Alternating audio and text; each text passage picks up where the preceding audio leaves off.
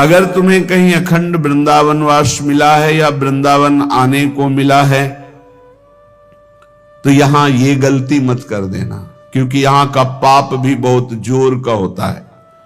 जैसे यहां 1 रुपया दान करे तो लाखों रुपया के दान के बराबर उसे फल मिलता है। 1 रोटी किसी को पवावे तो लाखों को पवाने का फल, ये धाम है। ऐसे ही यहां छोटा पाप भी पहाड़ जैसा दंड देता है।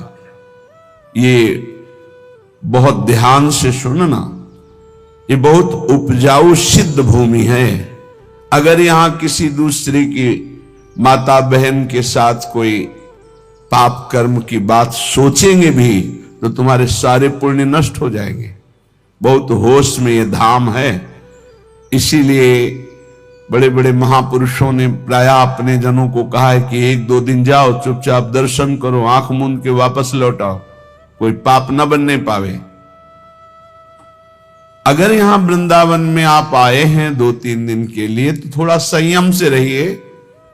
ये कोई आपके पिकनिक मनाने का स्थान नहीं। यहां सुकृत कमाने आया जाता है, पुण्य कमाने आया जाता है, धर्म कमाने आया जाता है, भगवान का त्रिगुणातीत नाम जप करके कृपा प्रसाद पाने आया जाता है। तो यहां बहुत दैन्य रहो, निष्पाप रहो, जितने दिन रहो बहुत सावधान रहो। श्रीपाद कह रहे परदार वित्त परिहरेशु, दूसरे की स्त्रियों की तरफ या माताओं बहनों की तरफ दृष्टि उठाकर मत देखो काम भाव से, पतित हो जाओगे। तुम्हें क्या पता कौन कहां किस धरा की है। तुम्हें स्त्री दिखाई दे रही है तुम्हें, लेकिन तुम्हें पता नहीं श्री जी की किस भाव दशा में वो है, और उसके प्रति तुमने काम भाव कर लिया तो तुम्हारी दुर्दशा हो जाएगी। खिलवाड़ मत समझना। यहां खिलवाड़ मत समझना कि वो खड़े हैं, हम उधर दृष्टि डाल रहे हैं, उनको देखकर मुस्कुरा रहे हैं, चेष्टाएं कर रहे हैं। वृंदा सखी का शासन है, न देखने लायक रह जाओगे न मुस्कुराने लायक रह जाओगे। बहुत होश में। ये सत्संग इसीलिए कड़वा थोड़ा लगेगा क्योंकि ये आपको बहुत अमृतमय परम पद में पहुंचाने के लिए ही हो रहा है। आप यहां खड़े हैं पंक्ति में, सामने माताएं बहनें खड़ी हैं, आप बार बार दृष्टि मिला रहे हैं, बार बार मुस्कुरा रहे हैं, बार बार, उनको कोई फर्क नहीं पड़ना। तुम जैसे मरण धर्मा की मुस्कुराहट का त्याग तो उन्होंने पहले ही कर दिया है। वो प्रिया प्रीतम की मुस्कुराहट में फंसे हुए चित्त वाले हैं, तुम्हारी मुस्कुराहट क्या वहां फर्क पड़ेगी, लेकिन तुम्हें फर्क पड़ जाएगा क्योंकि तुम धाम आए हो। धामवासी जो प्रिया प्रीतम के उपासी हैं, उनके प्रति तुम्हारी जो काम दृष्टि जा रही है तुम्हारा सर्वनाश करने के लिए पर्याप्त है। इसलिए वृंदावन अगर आए हो 1-2 दिन के लिए, 3 दिन के लिए, तो आंखें संभाल के, मन को संभाल के, वाणी को संभाल के, श्रवणेंद्री को संभाल के, तो यहां से माला माल होकर जाओगे। थोड़ा सा पुण्य, थोड़ा सा दान, थोड़ा सा सेवा, थोड़ी सी भगवत भजन की वृत्ति, ये आपके कल्याण के लिए पर्याप्त हो जाएगी। पर यहां होश में, ये कोई शहर नहीं है, ये वृंदावन धाम है, प्रिया प्रीतम का निज महल। जैसे किसी मंदिर में जाकर गलत काम करने की तुम्हारी हिम्मत नहीं होगी, तो मंदिर में तो भाव से भगवान की स्थापना होती, यहां तो भगवान अवतार लेकर सब लीलाएं की है, कर रहे हैं और लीलाएं होती रहेंगी। ये दिव्य धाम है चिदानंद। 84 कोस ब्रज भूमि, कोई कण ऐसा नहीं जहां हमारे प्रिया प्रीतम ने लीला ना की हो, जहां हमारे लालजू लाडली जो खेले ना हो। इसलिए यहां बहुत होश में। और जो धाम वास करते हैं उनको ये सहनशीलता रखनी है कि तुम्हारे साथ कोई भी बर्ताव हो, तुम धाम मत छोड़ना। महत पापों का नाश हो जाएगा तुम्हारे। वो पदवी मिलेगी जो योगींद्रों मुनिंद्रों के द्वारा वंदित है। संभाव्योपि बिरंच नारद शिव स्वयं भुवाद्यैर्न यह, जिसकी संभावना भी नहीं इन बड़े महापुरुषों को वो पदवी प्राप्त होगी। राधा सहचरी पदवी, प्रिया सहचरी पदवी प्राप्त कराता है वृंदावन धाम। इसलिए आपको बहुत सहनशील होना पड़ेगा। श्रीपाद कह रहे, यदि कोई तुम्हारे साथ ऐसा व्यवहार करता है तो सत्योपदेशे, मैं तुम्हें सत्य उपदेश कर रहा हूं, तुम उसके प्रति गलत व्यवहार मत करना। हे वृंदावनवासी, यदि तुम्हारे प्रति कोई गलत व्यवहार कर रहा है तो तुम उसके प्रति गलत व्यवहार न करना, तो उसका किया हुआ गलत व्यवहार उसके लिए साप से भी अधिक होगा और तुम्हारे लिए वरदान बन जाएगा, क्योंकि तुम्हारे पापों का नाश करके भगवत प्राप्ति में सहायक होगा। इसलिए महाप्रहारिषु, थप्पड़ दो थप्पड़ नहीं, कोई दो चार लाठी भी मार दे, प्रहार भी कर दे, तो मुझे चुपचाप सह लेना। ये बड़े महापुरुषों ने सहा है। पंडित रामकृष्ण बाबा की सीधी खोपड़ी में लाठी मारी, खून खून ऐसे रक्त रंजित हो गए, कुछ नहीं बोले हो। इतने सिद्ध महापुरुष जो बचपन में गोविंद देव के साथ गोली खेलते थे, कंचा गोली बचपन में ठाकुर गोविंद देव जी के साथ खेलते थे, ऐसे सिद्ध महापुरुष को यही ऐसा प्रहार किया शांत भाव से। एक बड़े महापुरुष बता रहे थे कि प्रातःकालीन यमुना जी की पावन अवगाहन आचमन करके समीप बैठे हुए थे, इतने में 4 लोग आए, बोले पैसा दे बाबा। कहा मेरे पास तो है नहीं, क्योंकि ऐसा अकिंचन स्वरूप है। मार डंडो मार डंडो, जय राधा वल्लभ लाल, जय राधा वल्लभ लाल, जय राधा वल्लभ लाल। हमने कहा फिर प्रभु उनका तो सर्वनाश हो जाएगा। बोले नहीं, प्रियाजू के पार्षद हैं, आए देखते थे देहाभिमान कितना है, बस उसी का। नहीं नहीं, उनका मंगल नहीं हो सकता। ये सत्योपदेशे महाप्रहारिष च, ये मैं तुम्हें सत्य उपदेश कर रहा हूं। कोई किसी भी तरह का मंगल तुम्हारा करे, तुम वृंदावनवासी हो तो चुप रहना। यहां के शासनकर्ता देख रहे हैं, तो तुम्हारा मंगल हो जाएगा चुप रहने से, और जो कर रहा है अवश्य में भोक्तव्यम कृतम कर्म शुभाशुभम, उसको भोगना पड़ेगा। नहि वृंदावन वासिषु दोषम पश्यन्ति चिदघनेषु धीराः। यदि ऐसा तुम कर गए कि वृंदावन वास करने वाले के दोषों को देखा ही नहीं, देखते हुए भी नहीं देखा, वो हमारे साथ वर्ताव कर रहा है फिर भी हम सह गए, तो बोले चिदघनेषु धीराः, वो धैर्यवान उपासक चिदानंद स्वरूप को प्राप्त हो जाएगा। ये दुर्लभ बात है। हमारे प्रभु देख रहे हैं हमारे साथ जो विधान होगा अब मेरे प्रभु के द्वारा किया होगा, और जो प्रभु के द्वारा किया हुआ विधान होता है बड़ा मंगलमय होता है, चाहे जितना कड़वा हो वो अंतर में बहुत सुख देता है। तेरा किया मीठा लगे, ये बात उपासक के जीवन में आ जाए तो बस जीत गया संसार। तेरा किया मीठा लगे, हरे नाम पदारथ नानक मांगे। जिसके हृदय में बात बैठ गई कि तेरा किया मीठा लगे, या जोई जोई प्यारो करे, सच्ची मानना जीत गया संसार को। भाई यही पूरे जीवन सीखना है। साधना इसी बात की पूरे जीवन है कि ये हमारे हृदय से आ जाए, मेरी हस्ती मिट जाए, मेरा आपा नष्ट हो जाए, मेरा महत्व नष्ट हो जाए, और ये बात जोई जोई प्यारो करे सोई मोई भावे, तेरा किया मीठा लागे। जीव जीव राखत हो त्यो त्यो रहियत हो हरि। भाई इतना ही केवल पाना है। इतना आ गया तो आप परम सिद्ध समता प्राप्त महापुरुष हो जाएंगे। श्रीपाद कह रहे, वृंदाकानम कानने सुभगता न स्तोति यत्वाम सदा, किम तद्देहमपास्य गेह ममताम यन्न त्वयि न्यस्यते, किम तत्पौरसमौरसम च तनयम। बहुत बड़ी निष्ठा। विक्रिय न स्थीयते येन त्वय्यथ तत्त्ववित् स खलु को यस्ते तृणम नाश्रिते। भाई मैं बहुत आंतरिक बात कह रहा हूं, यदि समझ पाए श्रीपाद प्रबोधानंद ने। मैं तुम्हारी स्तुति करूंगा यदि तुम ऐसा कर लिए। क्या श्री धाम वृंदावन का आश्रय ले लो।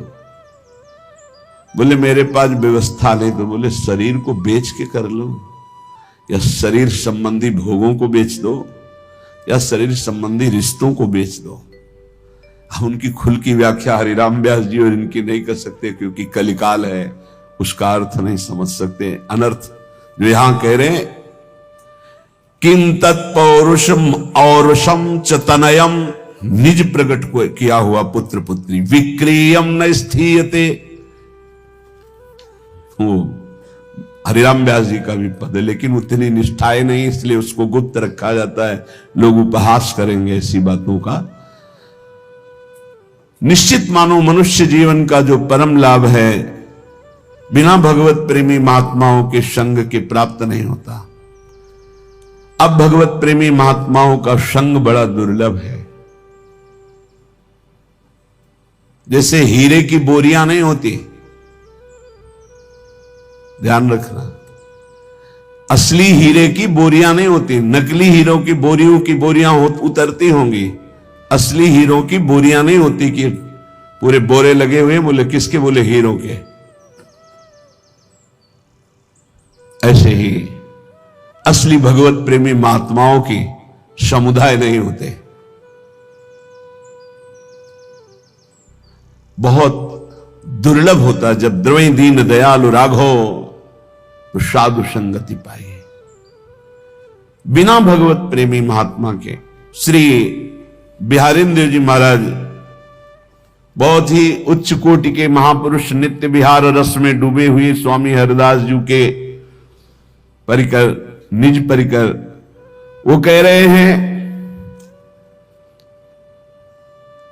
जब ऐसे गुरु की प्राप्ति हो जाए तो भगवत प्राप्ति हो सकती है। निष्प्रेही, शिष्य से प्यार करने वाला ना हो, और शिष्य तन मन प्राण समर्पित करके आसक्त हो गुरु पे। गुरु कैसा हो? निष्प्रेही। भगवान ने कहा भक्त कैसा हो? निरपेक्षम मुनिम शांतम निर्वैरम समदर्शनम तो अनुब्रजाम में हम नित्यम पुयेत्य गुरेणु भी। ऐसे भक्त के पीछे मैं घूमता हूं कि चरण रज पड़ जाए। पहला है निरपेक्ष, किसी की अपेक्षा न रखने वाला। गुरु कैसा होना चाहिए? निष्प्रेही, बिल्कुल किसी से कोई भी अपनापन नहीं, शिष्य से उदासीन, निरपेक्ष। और शिष्य उतने गुरु से आसक्त। गुरु निरपेक्ष और शिष्य आसक्त। और कलयुग का प्रभाव, गुरु आसक्त तो शिष्य निरपेक्ष, उल्टा दिखाई दे रहा है। ए भैया भजन कर ले, काहे को ऐसा करता है? वो समझते हैं कि इनकी गरज है, उनके दुलार को नहीं समझता। उपकारी गुरु वो निरपेक्ष इसीलिए है कि आरत और अधिकारी जब पावे गूढ़ो तत्व न साधु दुरावे। जब तुम गुरु आसक्त होगे तभी तुम वस्तु प्राप्त कर लेते।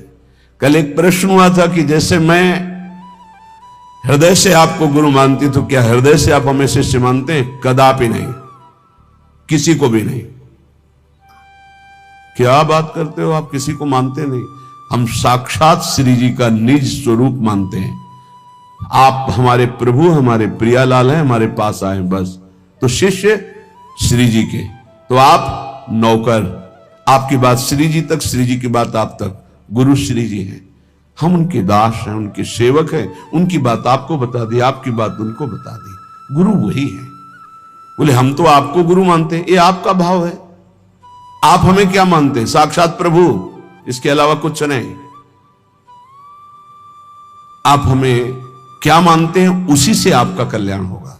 हम आपको क्या मानते हैं, ये हमारे जीवन की साधना का फल है कि हम आपको क्या मानते हैं।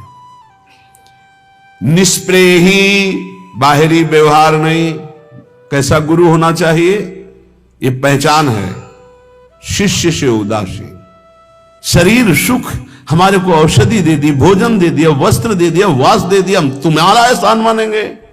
जो अनंत ब्रह्मांडों का भरण पोषण करता, तेरे को केवल निमित्त बनाया, करता वही है। तो तेरे को अभिमान नहीं आएगा, तेरा कल्याण हो जाएगा। मेरी आसक्ति नहीं होगी तो मेरा कल्याण हो जाएगा। अध्यात्म को समझना है। उपासक जब आर्त भाव से दर्शन के लिए रोता हुआ राधा राधा पुकारता है हृदय से, फिर विलंब नहीं होता दर्शन में। जिस समय गोपी जनों ने लताओं से, भूमि से, सबसे पूछा, आपने मेरे श्री कृष्ण को देखा है क्या? फिर लीला में तन्मय होकर लीलानुकरण करने लगी, फिर भी श्री कृष्ण नहीं मिले तो सब एक स्वर में रोने लगी। रुदु सुस्वरम राजन कृष्ण दर्शन लालसा।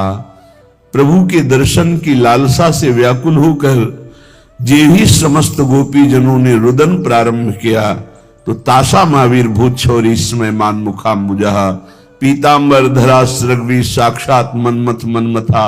साक्षात कामदेव के मन को भी मंथन करके अधीन करने वाले प्रभु श्री कृष्ण पीतांबर धारण किए हुए अनंत लावण्य शोभा से युक्त उन्हीं के बीच में प्रकाशित हो गए। रुदु सुस्वरम राजन, ये भगवत प्राप्ति का प्रबल साधन है। ये सब साधन करते हुए जब ये प्रकट होता है तो समझ ले अब दर्शन नजदीक है। बिन रोए किन पाइया प्रेम प्यारा मीत। तो भोरी सखी कह रहे हैं, जब आर्त भाव से रोते हुए राधा राधा ऐसा रटते हुए वृंदावन की कुंज वीथियों में अपनी स्वामिनी को ढूंढूंगा, चारों दिशाओं में देखूंगा तो अचानक घटना घटती है। नूपुरों की ध्वनि सुनाई देती है, उधर दृष्टि जाती है तो देखते हैं परम कृपालु स्वामिनी जो लालजू के गलबैया दी हुए पधार रही है। बस देखते ही मैं उनके चरणों में लोटपोट हो जाऊंगा। आवत परम कृपालु स्वामिनी लोट पंथ में जय हो। भोरी अधर अरुण रंग रंजित मुशिकन दृगन बसे हो।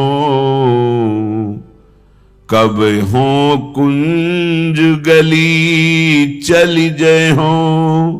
राधा राधा नाम पुकारत चहु दिस चकित चिते हो। कब हो कुंज गली चली जय हो। जे ही स्वामी जी ने देखा कि भोरी सखी चरणों में लौट रही तो कृपालु लाडली, जिनके अधरों की स्वयं लालिमा तो है ही, ऊपर से सुंदर पान की बीड़ी पाए हुए तो और अधर अरुणिम हैं, उन अधरों से मुस्कुराती हुई श्री स्वामिनी जी और लालजू एक एक हाथ पकड़कर उठा लेते। आहा, कब ऐसा पुनः होगा। बुरी सखी याचना करती, कब ऐसा होगा। उपासक इसी भावना में मगन रहता है। ये भावना तब जागृत होती है, श्रीपाद प्रबोधानंद जी महाराज परदारा वित्त हरिषु, पीछे वर्णन किया कि नश्वर सुत धन जायादिषु हरि माया मयेषु न प्रयासम। हे भाई, बहुत जन्म हो गए तुम्हारे, बहुत बार तुमने हर प्रकार के भोगों को भोगा, बहुत प्रकार से तुम्हारे परिवार के लोग तुम्हें प्यार करते थे, लेकिन तुम्हें याद भी नहीं है पीछे के परिवारों का, कोई परवाह भी नहीं उनकी। ऐसे ही इस परिवार की भी कोई परवाह नहीं होगी, तुम्हें याद भी नहीं आएगी जब शरीर छूट जाएगा। फिर तुम्हें नया जन्म मिलेगा, पता नहीं किस योनि में मिलेगा। इसलिए हे भाई, नश्वर सुत धन जायादिषु हरि माया मयेषु न प्रयासम। ये हरि की माया का ऐसा प्रभाव है कि पूरा का पूरा जीवन भजन ना होने पावे, सतमार्ग में ना चल पावे, अध्यात्म स्थिति ना आवे, ऐसी माया रचना रचती रहती है, ऐसी समस्याएं प्रकट करती रहती है। भाई मेरे इतने काम हैं, इतनी समस्याएं, मैं कब भजन करूं। वो भजन से विमुख होकर पुत्र पत्नी पुत्री धन मकान नाना प्रकार के व्यापार व्यवहार में फंसकर पूरा जीवन व्यर्थ कर देता है।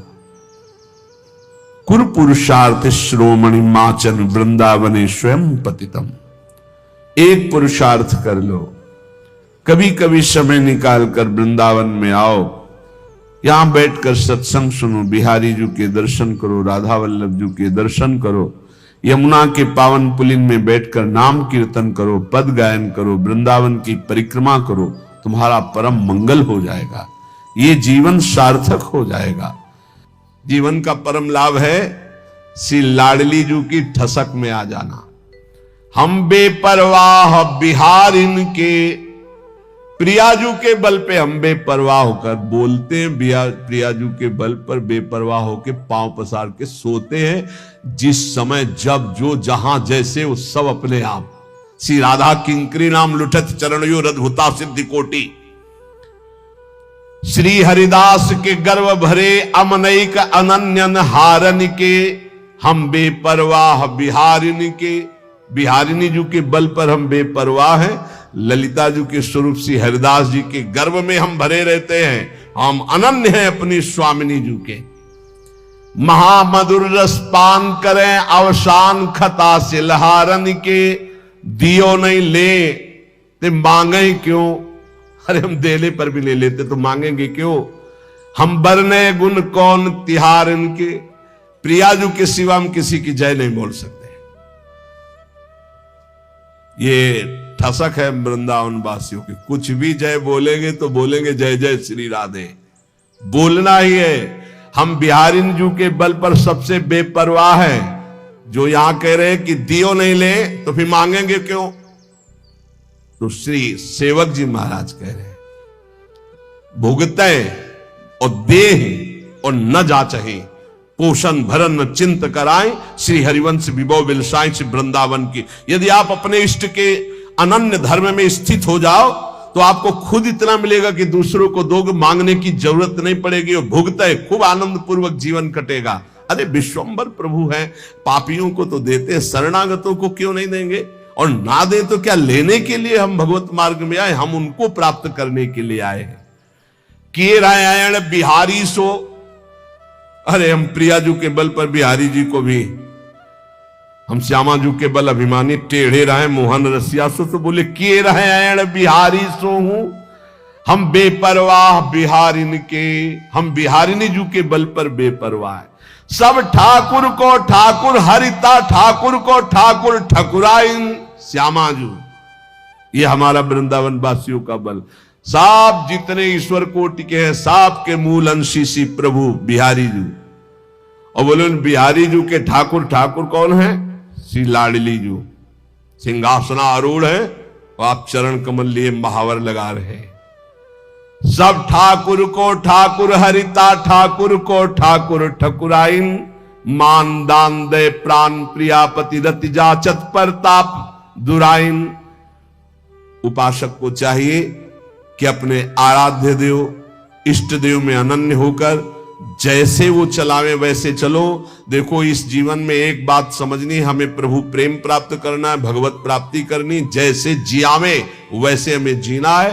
पूरे जीवन ये नियम ले लो, जबान से आचार्यों की केवल आज्ञा के अनुसार मांगना है, रोटी बस, इसके सिवा कभी किसी से मांगना नहीं। अधिक अर्थ की आशा नहीं रखनी, जो चल रहा ना चले आग लगे। हमारा अंदर नाम चलना चाहिए, हमारा प्रिया प्रीतम का चिंतन चलना चाहिए। ये व्यवहार समझ रहे हो, केवल भगवत प्राप्ति के लिए। जो व्यवहार भगवत प्राप्ति से विमुख होकर प्रपंच की वृद्धि करने वाला बन जाए, आग लगे ऐसे व्यवहार में और आग लगे ऐसे संसार में। अगर भगवत प्राप्ति न हो तो जीवन किस काम का, बस इतनी बात समझ लो हमारी। ये जन्म केवल भगवत प्राप्ति के लिए। कोई भी साधक चाहे गृहस्थ हो या विरक्त, चूक मत कर देना। कुछ समय केवल जीवन रह गया है, बाजी मार जाओगे। चूक कर गए तो बस यही का केवल नाटक रह जाएगा। दंभ पाखंड बिन विवेक वैराग भक्ति बिन सत्य न एको मानो, भगवत विमुख कपट चतुराई सो पाखंडे जानो। बहुत जल्दी पाखंड घुसता है भक्ति में। यदि अन्य भरोसा, अन्य लाभ, अन्य चले थे, एक भी कोई आशा नहीं थी केवल भगवत प्राप्ति के लिए, अब आशा कैसे आ जाएगी। हम सब जब घर से निकलते हैं तो हमारे अंदर क्या भाव रहता है, चाहे जितना कष्ट मिले, भूखा रहो, चाहे पिटाई हो, चाहे जैसी स्थिति हो, आज से मैं पूरा जीवन भगवत भजन करूंगा, भगवान की प्राप्ति करूंगा। कहां गया वो संकल्प जब घर से निकले थे? कहां गया जब गुरु की शरण में आए थे कि केवल भजन के लिए मैं आपसे जुड़ रहा हूं, अब मुझे कुछ नहीं चाहिए, जो है उसी से चलाऊंगा? कहां गया वो संकल्प? कहां गया वो चिंतन तुम्हारा? कहां गया वो आश्रय? खो गया। आ गया रुपया दिमाग में, मारा ना जूता रुपये ने, सब दिमाग के इसको ढीले हो गए, फिर उसी में फंस गए। रुपया रुपया रुपया, ये रुपया का जो जूता है ना सबके लग रहा है। सिर पद त्राण बजे, शास्त्र सम्मत सिर पद त्राण जूता को कहते, सिर पद त्राण बजे। ए भगत, ए भगवान के निज जनों, ये जीवन केवल भगवत प्राप्ति के लिए, केवल भगवान के लिए है। और ये शरीर जब भगवान को समर्पित है तो विश्व का भरण पोषण करते, तो हमारा भरण पोषण क्यों नहीं करेंगे? दृढ़ विश्वास रखकर नाम कीर्तन, नाम जब कोई भी मिले हमसे, हमारा उद्देश्य उसका मंगल करना होना चाहिए, रुपया लेना नहीं होना चाहिए। उस जीव का मंगल कैसे हो, उस जीव का दुख कैसे नष्ट हो, वो विपत्तियों से कैसे निकले, इस बात के लिए कोई संत महात्मा के पास जाता है। हमारा उद्देश्य उसको सुख देना है, ना कि उससे सांसारिक लाभ लेना है। अगर सांसारिक लाभ लेना है तो हमें लगता है बंद कर देना चाहिए ये सब प्रवचन। एकांत बैठकर पहले भजन करो और समझो कि जीवन का लाभ किसे कहते हैं। भगवान शंकर बोल रहे हैं, हे उमा संत समागम समन लाभ कछुआन। तो संत समागम का फल क्या है? संस्कृति का रमता, संसार चक्र का नाश हो जाना। इसलिए हम आप सबसे प्रार्थना करते हैं, जो वैरागी जन है और जो गृहस्थ जन है, आप भी पैसे का व्यवहार बहुत सोच समझ कर कीजिए। जहां अत्यंत आवश्यक है, कोई बीमार है, कोई घटना में असमर्थ है, उसका सहयोग कीजिए। कोई भूखा है, भोजन दे दीजिए। रुपए के बल पर अध्यात्म सुनना ना चाहे, रुपए का बढ़ावा देकर अध्यात्म खरीद सके, ऐसा कोई है ही नहीं। अध्यात्म हमारे शास्त्रों में ऐसा नहीं कि आप पैसे से खरीद सके, किसी महात्मा की कृपा रुपयों से ले सके, असंभव। किसी सत्य को रुपए से तौल सके, घसीट सके, छीन सके या खरीद सके, असंभव। इसलिए रुपया का भाव अंदर से गौर करो, भजन का भाव मुख्य रखो, तभी मंगल होगा, हमारा भी और आपका भी। ये जीवन केवल भगवत प्राप्ति के लिए से बार बार प्रार्थना है। ये पापी रुपया घुस गया दिमाग में, जिसको देखो वही अगर झुक के प्रणाम कर दो तो बस शर्त सामने रख दी गई, ये कर दो, ये कर दो। यही हमारा कभी कभी मन में आता है, बंद करो ये सब।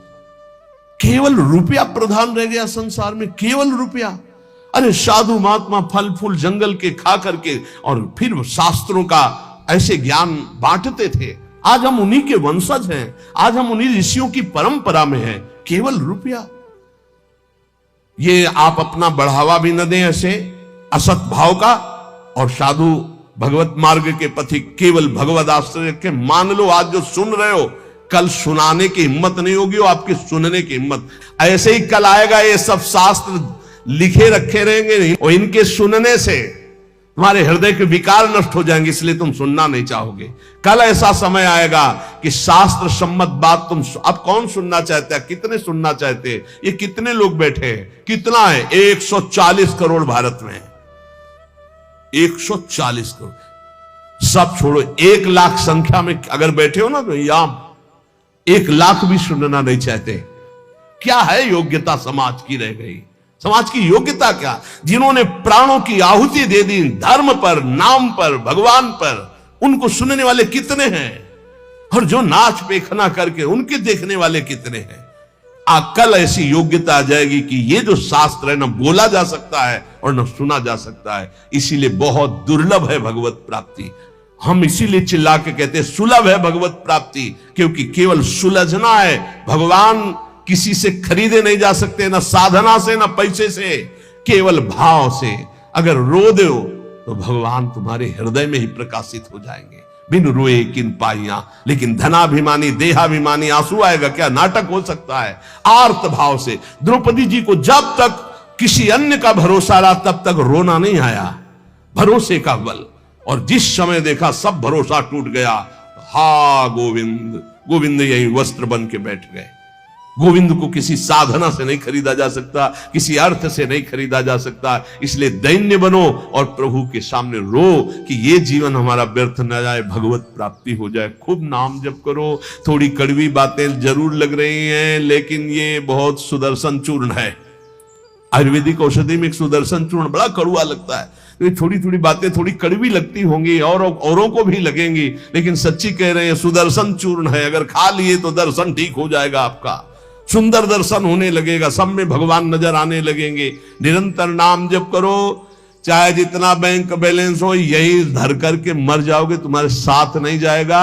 उतने रोटी खाओगे जितनी एक गरीब को खाने को मिले। गरीब को अच्छा खाने को मिलता है क्या?